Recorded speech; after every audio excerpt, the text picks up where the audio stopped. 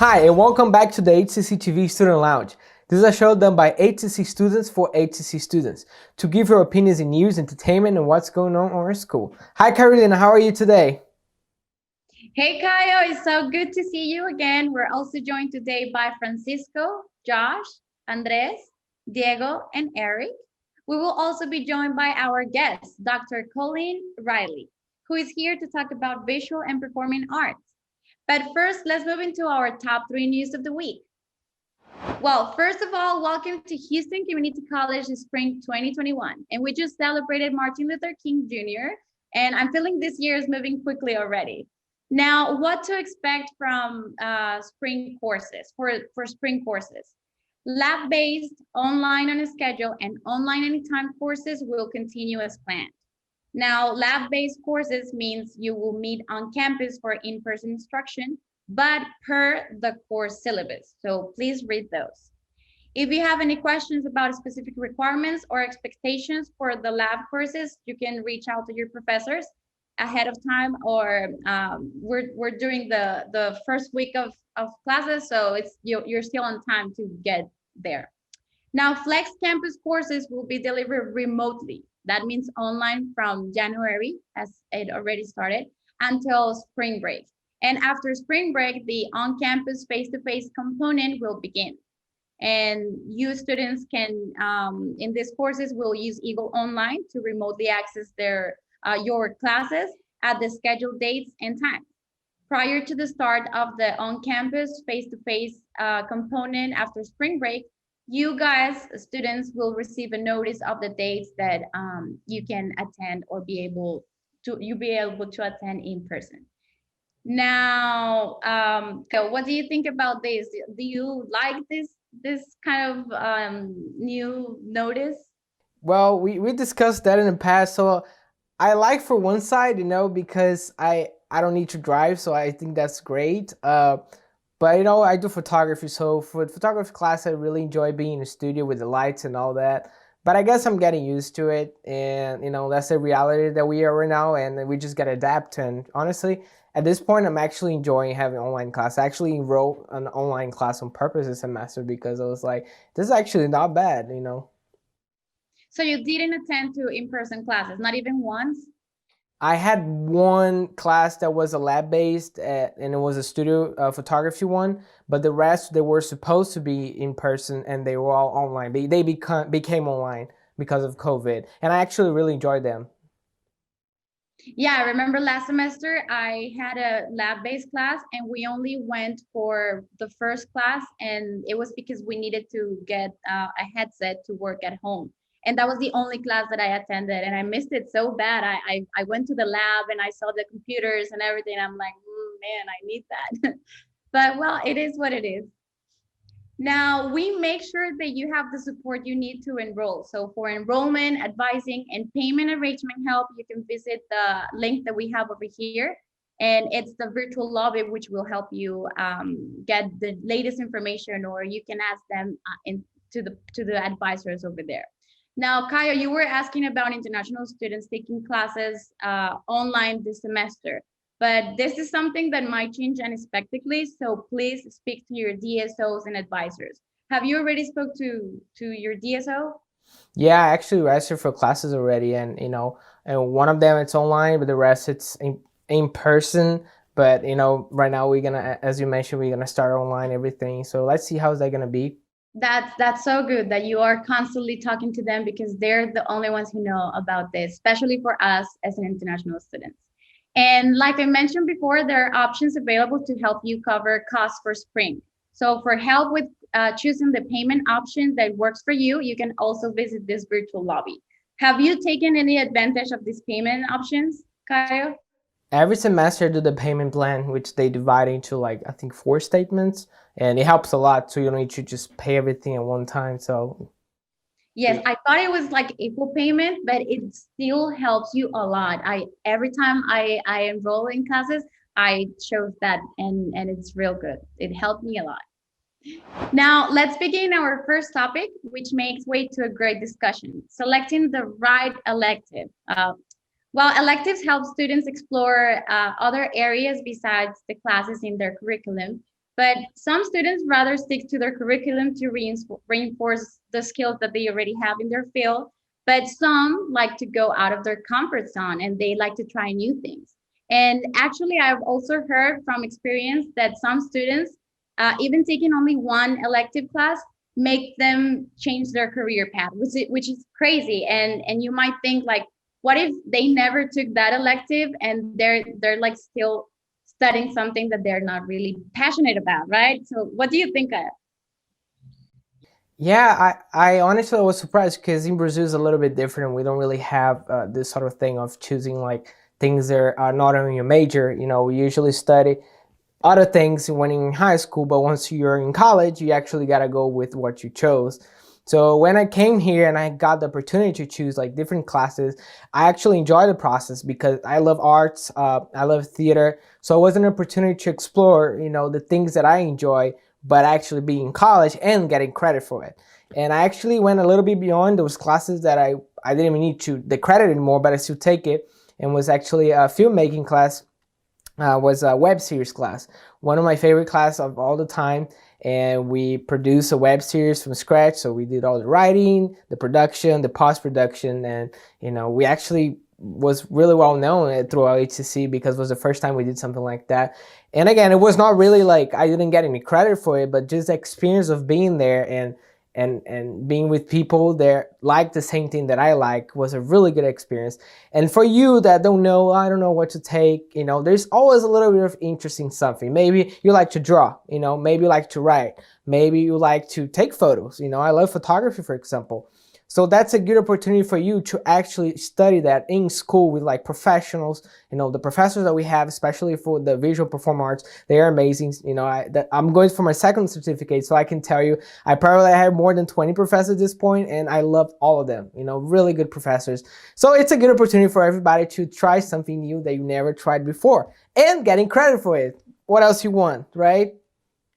And you know what it's so good to hear you speak like that about an elective, because some students say, okay, those are electives, they don't pay attention to it, they don't the effort is not the same. And it's so good that you really take the advantage of having that one class that is different and you still take it as seriously as the other ones. But let's see what our team thinks. Eric, how do you feel about this? Do you like to stick to your curriculum or just go out of your comfort zone? Kind of both, Carolina. I actually started out doing business. That's what I was kind of advised to do. And for an elective, I chose what's called creative writing over at the Stanford campus. And I enjoyed it so much, you know, I'm a storyteller myself, that it got me interested in actually switching from business to filmmaking.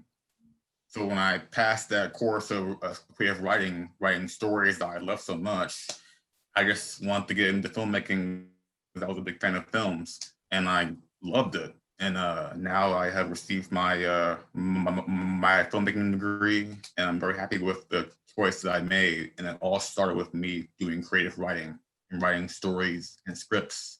Now I'm able to actually cinematize some of my stories. So that's my benefit, and I recommend everybody to try that. You know, it works. Really nice. I don't know what Josh thinks about this, because you haven't been taking classes for a long time. You graduated a long time ago, right? Yeah, I graduated in 2019. And when it came to electives, one thing that I always liked since childhood was just art in general. And art is a very broad term and it develops many different career paths. We've heard Eric just mention creative writing. That's a form of art. You're able to focus on traditional art if you want, like painting or sculpting. You could choose to go digital, like photography or making video games. Everything falls under the term art, interior design, fashion, you name it. I think art is such a broad term that you'd be able to find anything you want within the specific sector. So I think it's always something that you should look into when it comes to deciding your elective.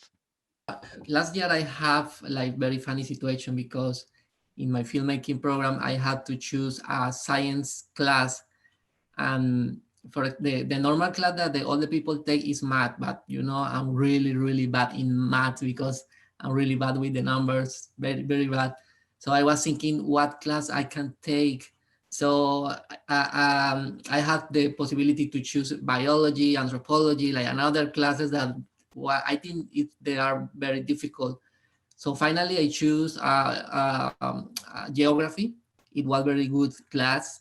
I really enjoy that class because I learned about the atmosphere, insolation, energy, water, the water cycle. Very good class. And it was not difficult. It was very easy for me. I think it was a very good option for me, and I really enjoyed that class.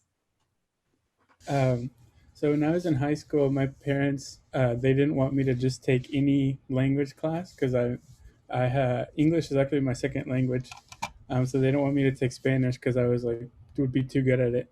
So I had to pick a different language, and so I chose French. And ever since then, I've been super interested in other languages. I've taken classical Greek classes as well, several of those. And most recently, this semester, I took a Korean at HCC, and the teacher was great and the class was great, and despite being online, it was still really interactive, and we really like in our group chat we really like developed a good rapport with each other, with the students. So I think that broadening your horizons, artistically is great, but also kind of, I guess, mechanically you could think of it.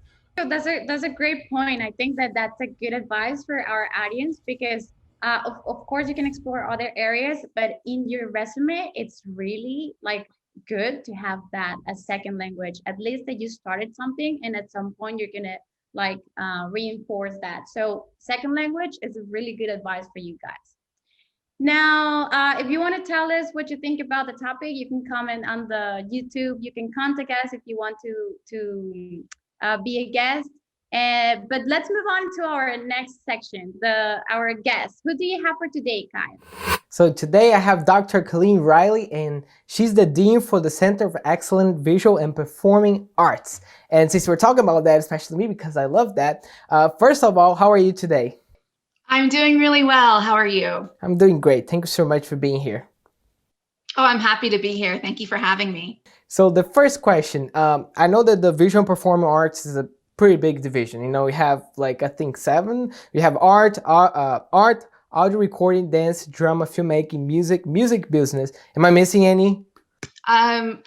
I think you got them all. Art, audio recording technology, dance, drama, music business, and filmmaking. Wow, that's a lot of classes. So what do you think about, what are the benefits of elective classes?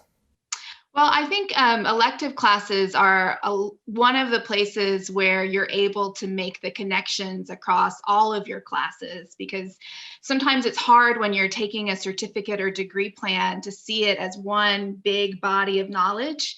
And I think the electives are the places where you can kind of step back and make those connections for yourself in a way that's meaningful to you, when in some ways your major is going to be a little prescriptive about this is what you need to know and this is how you need to know it. Your electives sort of let you engage with the material in your own way. Yeah, I agree with you. So I think one of the difference, from different colleges that most degrees at HCC, right, requires some sort of fine arts or related to arts certificate, right? I mean, not certificate, but classes, right?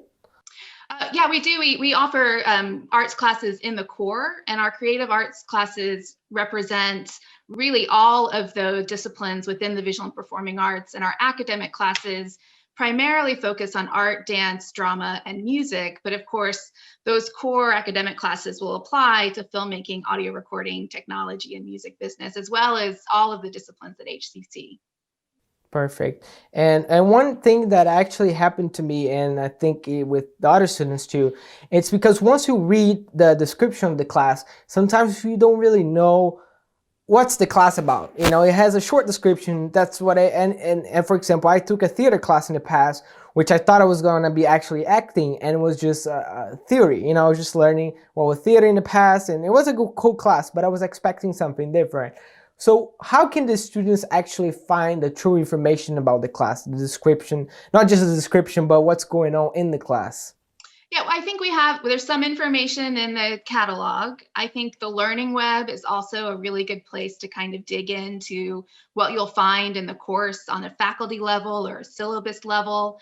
In my time as a dean, I think only one student has ever come to me to talk about their electives for the creative arts, and I would love to have more conversations because I think it's a very individual decision. We sort of think about it in three categories. There's like survey classes, which give you just kind of a broad picture of everything in the discipline. There's history classes that trace what that discipline was over time. And we've been really excited to add some more applied classes. So we have some classes where not only are you going to study the art form, but we're going to give you the opportunity to really work with it. That's Foundations of Art. Our World Dance class is not only a lecture class, but there is actual physical dancing that you will be doing. And then our Music Fundamentals is the same. There's you're learning how to make music while you are participating in that kind of survey or that broad view of what the discipline has to offer. Yeah, I agree with you. And actually, I brought a point, and I think that especially now that we have, HCCTV, for example, we do a lot of content for, especially for the visual and performing arts. So if you don't know exactly what's going on, put like theater on YouTube, HCC, and you're definitely gonna find some content. We know we did some packets about Shakespeare play that we had at HCC. We talk about the web series itself. We had a show that we were talking about how was the process, what we do. So I think that's also a way of finding out more about the programs, is checking out the YouTube channel and even our channel on the TV, and in that way it's a good source for information.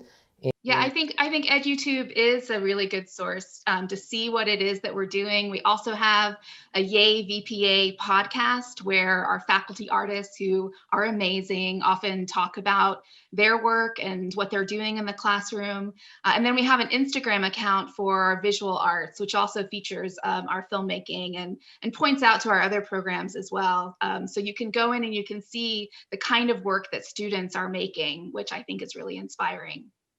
Oh, I didn't know that. Do you know the Instagram by any chance? We can plug in here so people can check it out.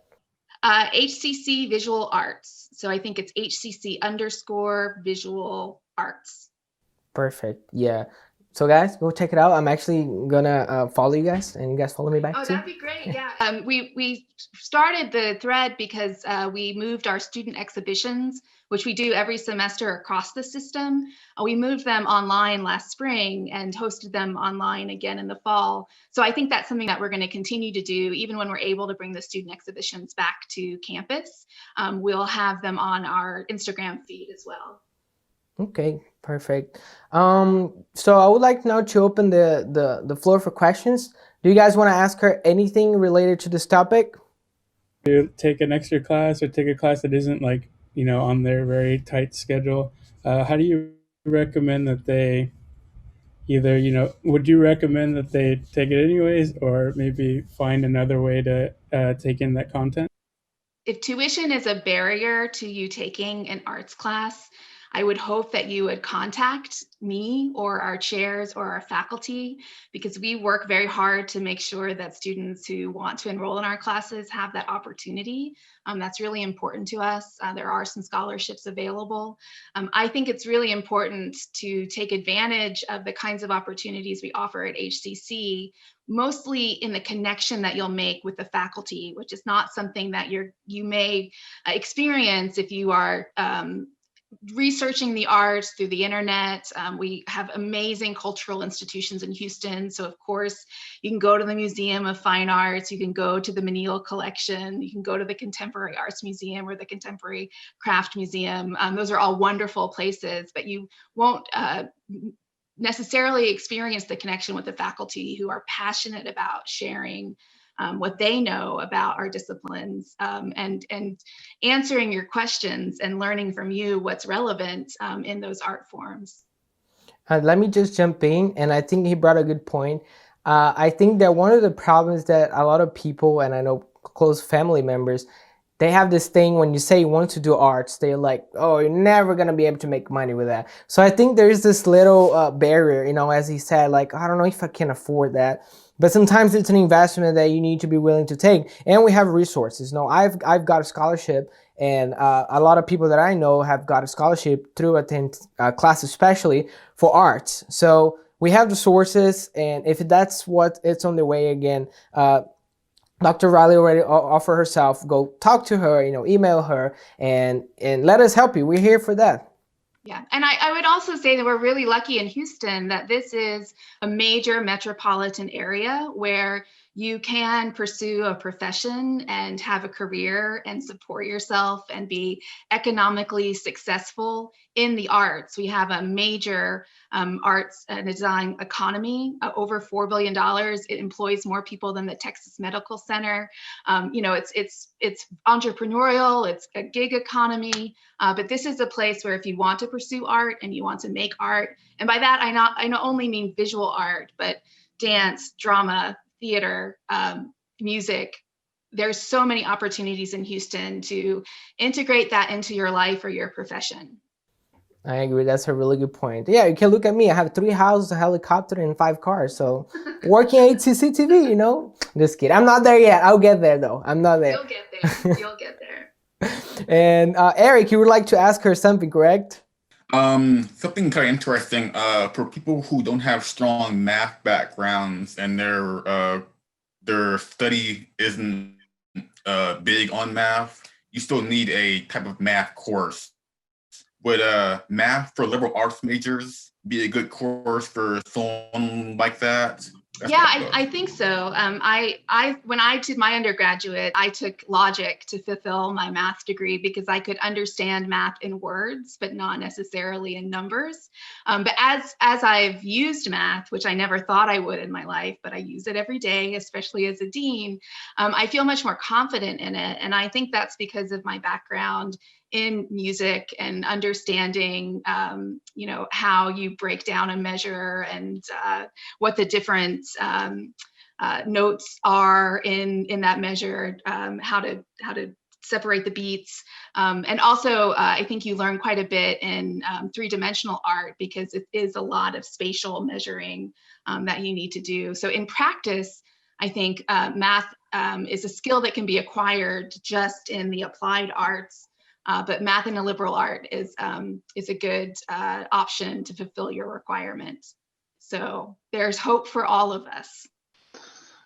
You can cut this off, but I'm just curious. Do you think education should be free? Just curious, just out of So in a perfect world, yeah. Where we place as much value on things that we receive for free as things that we might pay for, yes, education should be free. I think the hook for us in the 21st century is that we have a relationship to how we value things that's based on money, and it's very difficult to take anything out of that relationship. So I think part of the hesitation culturally to make education free is it sort of suggests that it doesn't have a value, when I think we would all agree, particularly at HCC, that it has tremendous value, and it's so necessary and important for all of us to participate in it across our lives. There's no end to education and to the learning that we can do. Yeah, because at the end of the day, you want like educated populace, right? I know small countries like Romania have free education, and when my parents visited there, a lot of them spoke English. Yeah. At the same time, really, you have to pay faculty. You have to pay artists. You can't expect people to bring their skills forward for free. But if we can deliver it for free, I think it's very important. Thank you. Great question. Yeah, I think Dr. Colleen, when you say that your strength is not in math, that's when we go back to, if we decide to take a different elective on something else, there's value. You're gonna use it somewhere in your life at some point of your life. That skill that you thought that you were not gonna need it. And I've heard a lot of colleagues from the university and here Houston Community College, they tell me, oh, I don't know why this happened to me. And then you go back and you realize I was missing that skill for complementing my career. So I totally agree with that. Now let's move into our next section. What shows are out, guys, that you want to talk to us about? Yes, I just saw a really great movie. It's the new Pixar movie Soul. It's on Disney Plus on the app. it's really good. It's honestly the best Pixar movie since Wall-E, in my opinion. It was really great because it had a completely different message, and a message you don't really, hear that much. It's instead of always pursuing a goal, it's like I'll be happy when I get here, or I'll be happy when I achieve this goal. It's like, no, be happy right now. This is life right now. Be happy now, because when you get there, you'll probably be disappointed because it's like, oh, but I'm still, the moment, comes and goes. But right now is life, so, live more in the present moment. I highly recommend that. Thanks, Diego. So I'd recommend the movie Accepted. It stars Justin Long. I don't know how, I feel like it's like 15 years old at this point, but everything's kind of that old at this point. It's about a guy who, he doesn't get accepted into any of his colleges. He applies to 10 colleges, I think. He doesn't get in any of them. So in order to not have his parents be disappointed in him, he fakes an admission to a college, or to like a fake college. But then people end up, like, by him doing all these things to make it seem legitimate, other people end up thinking he's legitimate and apply and all this stuff. So then he has to actually run an entire college.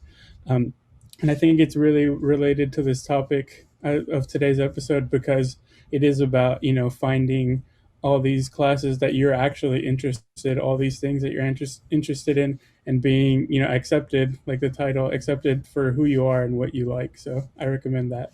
Okay, so a movie that's out of my comfort zone is a movie I want to recommend called Take the Lead. It's about a ballroom instructor that goes to a troubled youth school where a lot of people go there, or students that go there, are very troubled and having low grades and very street hustler type thing. So he teaches them ballroom dancing, which is very much out of their comfort zone. And they give them a hard time, but throughout the movie, they learn that through this type of ballroom dancing style he's showing them, they get inspired to want to make better grades and make better choices throughout their school careers. So it's kind of relevant to our topic of going out of the comfort zone or trying new things. They're students, so it's like trying a new kind of course too for them. So it's all relevant to our topic here. So again, it's called Take the Lead. It stars Antonio Banderas, and it came out, I think, in 2009. I'd like to recommend the movie The Pursuit of Happiness. It stars Will Smith and his son, Jaden Smith. It's a movie based on the real-life story of Chris Gardner, who was a man very down on his luck. His life was falling apart, and he decides he wants to get into a career of being a stockbroker, something that he has zero experience with. He didn't go to college. And the main moral of the story is that you have a choice to be stuck where you are and keep complaining, or you can take your life in your hands, decide where you want to be, and no matter what is happening, you can keep moving towards that goal, and you can see the steps ahead of you, but you're the one in charge of your own destiny there. Perfect. That's a beautiful movie. Good choices, Josh. And guys, that's it for today. As always, thank you so much for watching, and stick to the end because we have the funny video or the funny meme of the week. And thank you so much for watching, and I'll see you next week. Also, don't forget to send us your opinion. Also, send us topics that you would like to discuss. And if you want to be a guest or anything, just contact us and we'll be more than happy to have you here. We'll see you next time on the Student Lounge.